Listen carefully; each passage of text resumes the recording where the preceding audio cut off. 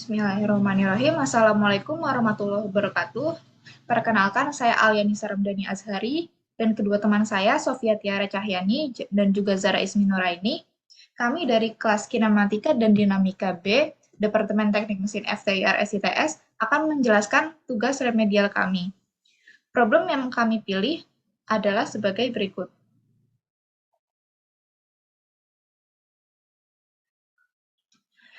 The mechanism shown beside is a common punch press designed to perform successive stamping operation. The machine has just been powered and at the instant shown is coming up to full speed. The drive shaft rotates clockwise with an angular velocity of 10 rad per second and accelerates at a rate of 25 rad per second squared. The mass of link rotator, connecting rod, and stamping die are 2, 4, and 6 lbm. Determine power input of the machine to operate this mechanism if the object who get punched has 161 lbf normal force when begin deformation. Because of mass of the links are very small, weight can be neglected. Friction between wall and stamping die can be neglected too.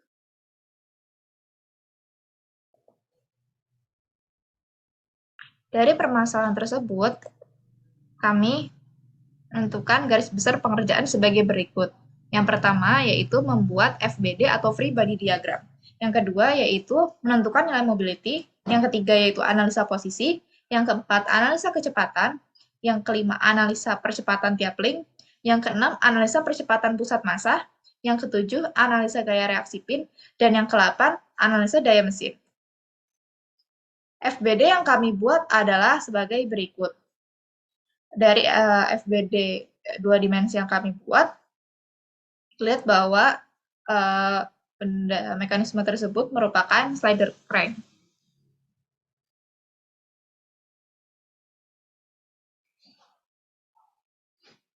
Dan pada posisi insert tersebut, sending D atau penekannya akan menekan objek.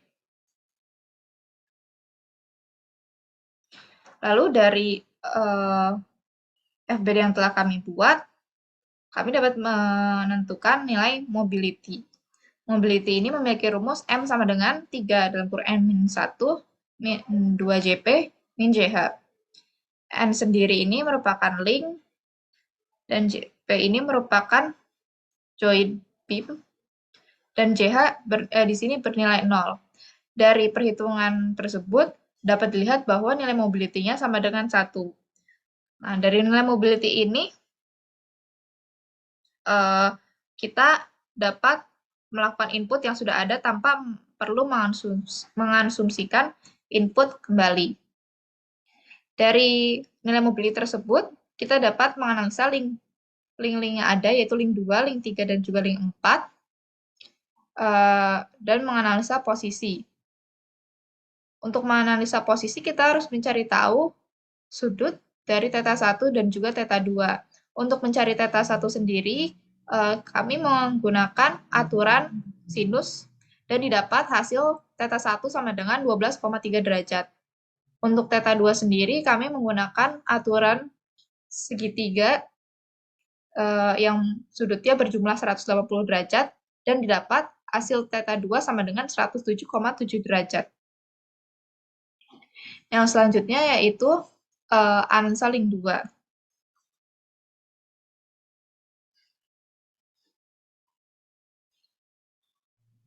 Pada link 2 ini, sudut kecepatan terhadap sumbu X positif atau 0 yaitu counterclockwise.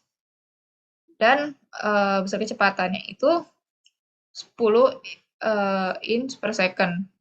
Lalu kita dapat mencari θ VA-nya, dan dari perhitungan tersebut kami mendapatkan besar θ VA sama dengan 300 derajat. Lalu yang selanjutnya yaitu analisis link 3 dan link 4.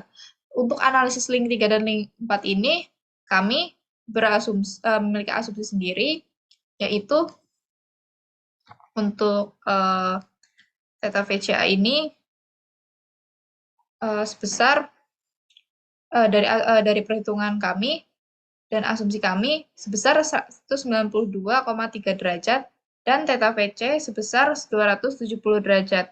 Untuk theta VC, kami berasumsi sebesar 270 derajat karena slider bergerak ke bawah dan kami mengasumsikannya besarnya sebesar 270 derajat.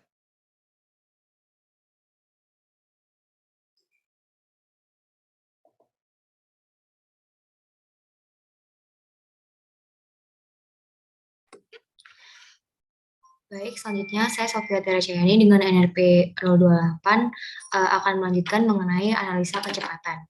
Besaran yang dihitung nantinya adalah kecepatan A, yaitu VA, VC, dan VCA. Untuk VA, karena sudah diketahui nilai dan sudutnya, maka kita dapat memperoleh nilai kecepatan di sumbu X dengan menghitung 10 dikali cos 300 derajat. Dan kecepatan di sumbu Y adalah 10 sin 300 derajat. Maka diperoleh untuk nilai di sumbu X-nya adalah 5 dan di sumbu Y-nya adalah min 8,66. Lalu kita akan mencari kecepatan VC dengan mengetahui sudutnya adalah 270, maka cos 270 derajat adalah 0 dan sin 270 derajat adalah min 1. Maka hasilnya untuk kecepatan di sumbu X adalah 0 dan kecepatan di sumbu Y adalah minus VC. Sama dengan VCA, kita dapat menuliskan kecepatan sumbu X dan Y-nya seperti yang tertera di tabel karena belum diketahui.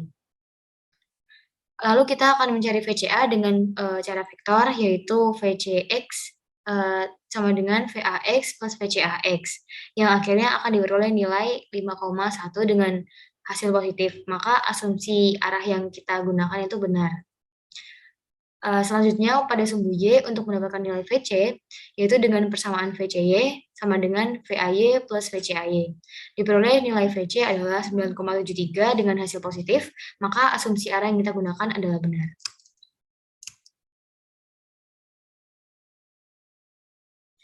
Selanjutnya adalah mengenai analisa percepatan. Pada link 2, percepatan yang digunakan ada pada titik A, di mana ada percepatan tangensial dan percepatan normal. Untuk percepatan normal menggunakan rumus V kuadrat per R, maka diperoleh percepatan normalnya adalah 10 in per second kuadrat. Untuk percepatan tangensialnya sama, menggunakan rumus alpha per R, dan diperoleh nilainya adalah 25 in per second kuadrat. Maka untuk theta yang terbentuk pada percepatan tangensial ini, di gambar kita dapat melihat ada sudut 60 derajat terhadap sumbu X positif, jadi counterclockwise terhadap sumbu X, maka hasilnya adalah 360 minus 60 derajat. Maka hasilnya adalah 300 derajat.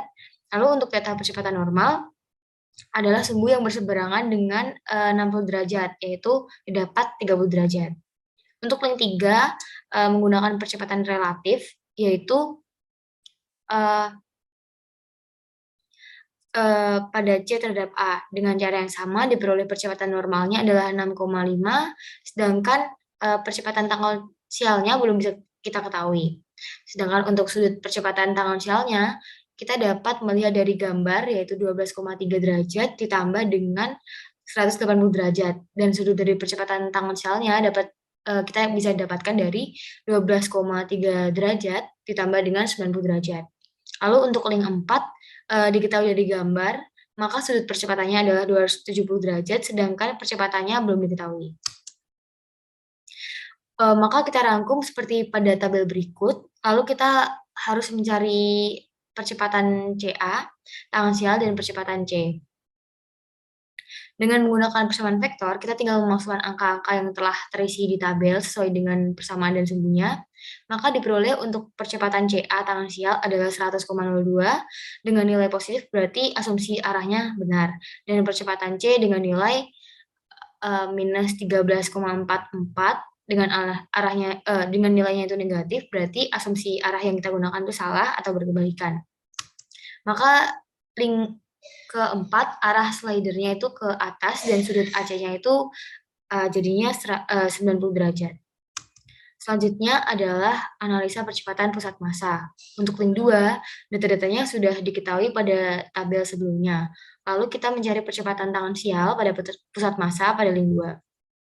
dengan rumus setengah dari percepatan tangan sialnya, maka diperoleh 12,5 in per second kuadrat, dan untuk percepatan normalnya pada pusat massa pada link 2 diperoleh 50 in per second kuadrat. Maka diperoleh untuk theta pada gambar itu dengan arcus tangan diperoleh sudut 75,57 derajat, dan untuk resultannya dari percepatan itu adalah 0,46 feet per second kuadrat. Lalu dilanjutkan untuk link 3 dari gambar, maka diperoleh sudut tetanya adalah penjumlahan dari 12,3 derajat dan 60 derajat, yaitu menjadi 72,3 derajat. Sedangkan untuk mencari R instant centernya, diperlukan jarak instant center ke pusat massanya, maka kita bisa menggunakan rumus sinus, yaitu dihitung dengan CA per sin 30 derajat dan C instant centernya per sin 72,3 derajat. Akan diperoleh C instant center adalah 7,62 inch. Lalu dari variabel yang sudah diketahui, yaitu C instant center dan C pusat massa, maka kita dapat memperoleh R-nya dengan yaitu aturan cos. Dan diperoleh untuk R-nya sendiri adalah 7,45 inch.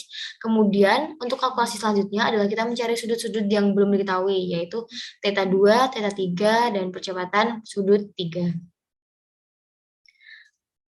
Lalu yang kita lakukan selanjutnya pada link 3 adalah kita menghitung untuk percepatan tangan sial di pusat massanya, yaitu kita dapatkan 186,32 inch per second kuadrat. Lalu untuk omeganya juga kita dapatkan dengan cara membagikan kecepatannya dengan panjangnya, yaitu didapatkan 1,28 radian per second. Lalu untuk kecepatannya sendiri kita bisa mengalihkan omega pada link 3 dikalikan dengan jaraknya yang kita ketahui sebelumnya,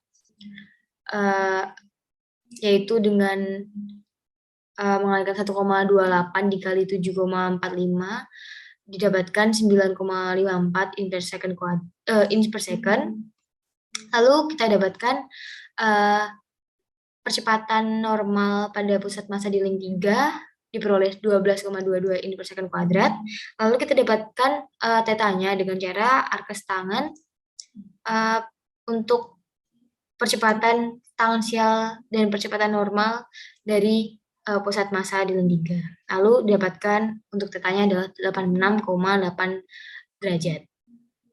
Lalu kita kalkulasikan untuk percepatan resultannya, yaitu dengan cara tersebut nanti diperoleh hasilnya adalah 15,56 feet per second kuadrat.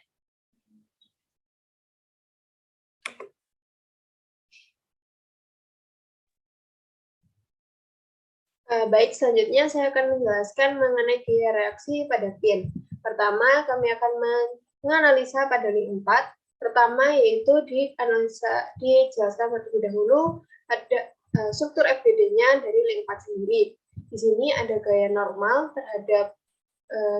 terhadap meja, disimbolkan dengan NB, lalu gaya normal terhadap dinding link 4 yaitu disimbolkan dengan NA, lalu gaya di titik C sendiri diproyeksikan terhadap sumbu X dan sumbu Y. Nah, arah geraknya dari link 4 sendiri yaitu ke bawah, seperti yang dijelaskan sebelumnya, namun percepatannya bergerak ke atas, berlawanan arah dengan arah kecepatan, sehingga benda mengalami perlambatan. Di sini kami menganalisa terlebih dahulu gaya yang bekerja pada sumbu X itu karena benda bergerak terhadap sumbu Y, maka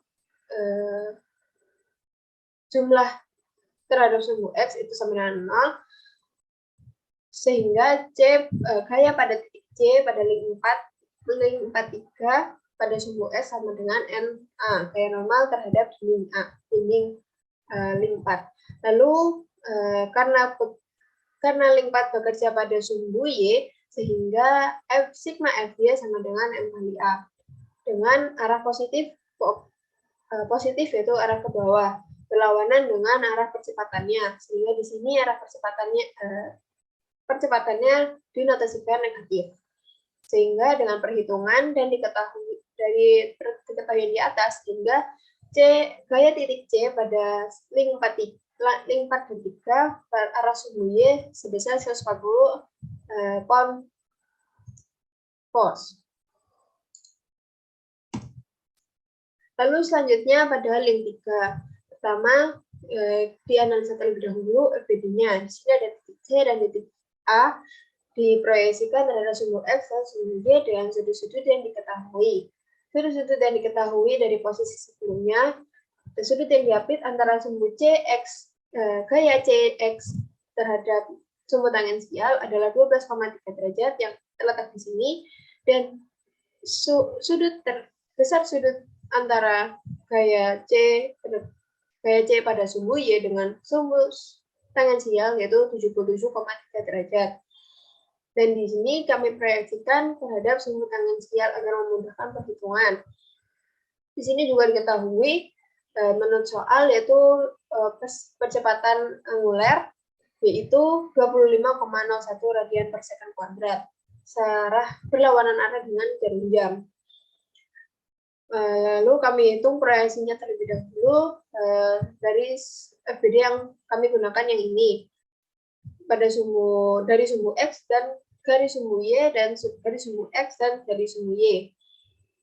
Namun di sini kami belum menemukan besar dari gaya C pada sumbu X, gaya CX pada sumbu tangensial, sehingga kami harus menghitung dengan menggunakan hukum momen, yaitu sigma momen sama dengan inersia kali percepatan anguler dengan positif, yaitu berlawanan arah searah dengan arah jarum jam. Dengan inersia di ujung batang yaitu 12 M kali R kuadrat dengan panjang link 3 plus M 3 kali setengah R setengah panjang link 3 kuadrat dikalikan alfa. Dan demikian CXT besar gaya CX pada sumbu tangensial dapat diketahui, sehingga di sini kami substitusi dan kami bisa menemukan besar dari gaya C pada link 34 sumbu X. Di slide sebelumnya tadi kami menemukan sumbu besar gaya C pada link 43 sumbu Y. Lalu selanjutnya tadi sudah ditemukan CX dan CY. Sekarang kami menghitung AX dan AY. Di sini kami di center of gravity kami bisa mengetahui dari slide sebelumnya analisa percepatan yang mengetahui percepatan normal, percepatan tangensial, sehingga diketahui percepatan R-nya. Dan di sini kami menganalisa terlebih dahulu sudut-sudut yang diketahui. Di sini dari posisi sebelumnya kami menemukan sudut di sini adalah 12,3 derajat, lalu di sini adalah 92,45 derajat. Dan kami mengetahui tata satu yang ada di antara percepatan normal dan percepatan rata-rata adalah 86,88 derajat. Nah, dan di sini kami menghitung data 2 dan data 3-nya. Lalu kami menganalisa gaya yang bekerja pada sumbu X dan sumbu Y dengan percepatan masing-masing sesuai sumbunya, yaitu menggunakan percepatan rata-rata dengan proyeksi dari data 3. Data 3 ke arah X, ke arah Y, atau ke arah X sesuai dengan arah sumbu pada gaya A. Lalu sedemikian rupa kami menemukan besar gaya A pada link 3 pada sumbu Y sebesar 32,36 pound force. Di sini positif, sehingga arah yang kami asumsikan di sini adalah benar. Lalu selanjutnya pada analisa gaya sumbu Y, kami menemukan besar gaya A pada link 3 sumbu Y ada 200,96 pound force, dan tandanya positif, sehingga asumsi yang di sini yang kami buat di sini adalah benar, yaitu arah ke bawah dan arah ke kanan pada sumbu X dan sumbu Y. Lalu setelah mengetahui besar gaya A, besar gaya C, kami bisa menghitung torsi yang bekerja di link 2. Di link 2 kami mengetahui panjang link 2, berat, dan juga percepatan angular yang bekerja. Dan di sini ada titik A dan titik B dengan sudut yang diketahui dari posisi sebelumnya. Pertama, dirubah sesuai seperti sebelumnya, sesuai dengan sumbu tangensial. Untuk memudahkan perhitungan, dengan memproyeksikan besar gaya A pada sumbu X dan besar gaya A pada sumbu Y terhadap sumbu tangensial dengan sudut-sudut yang diketahui. Lalu, karena kami masih belum menemukan, setelah mengetahui besar gaya A pada sumbu X dan sumbu Y pada sumbu tangensial, kami dapat menghitung besar momen yang bekerja pada link ini, link 2, yaitu dengan rumus sigma momen pada titik B terhadap titik B, yaitu inersia B kali alfa. Gaya-gaya yang bekerja di sini adalah torsi, lalu ada AY besar gaya A pada sumbu Y pada sumbu tangensial, dan gaya A pada sumbu X terhadap sumbu tangensial. Lalu dengan sedemikian rupa dan inersianya sama seperti yang tadi, yaitu menggunakan ujung dari link ini, yaitu di total yaitu sepertiga M kali AB kuadrat kali dengan A sudah diketahui, alfa sudah diketahui yaitu 25 radian per second kuadrat. Lalu dengan perhitungan kami dapat didapatkan bahwa torsi adalah 15,32 pound-feet dan arahnya yaitu berlawanan dengan arah jarum jam. Lalu setelah kami mengetahui besar torsi untuk memutar link 2 dan juga dari soal kami mengetahui omega atau kecepatan angular dari link 2 ini, maka dapat dihitung daya yang bekerja, yaitu dengan rumusan torsi dikalikan omega, yaitu sebesar 153,2 pound-feet per second. Lalu diubah dalam horsepower sebesar 0,28 horsepower. Jadi, dalam kasus ini, butuh 0,28 horsepower minimum untuk mengoperasikan mekanisme ini. Sekian dari kami dalam menjelaskan kasus contoh soal yang kami kerjakan dalam video ini. Terima kasih. Wassalamualaikum warahmatullahi wabarakatuh.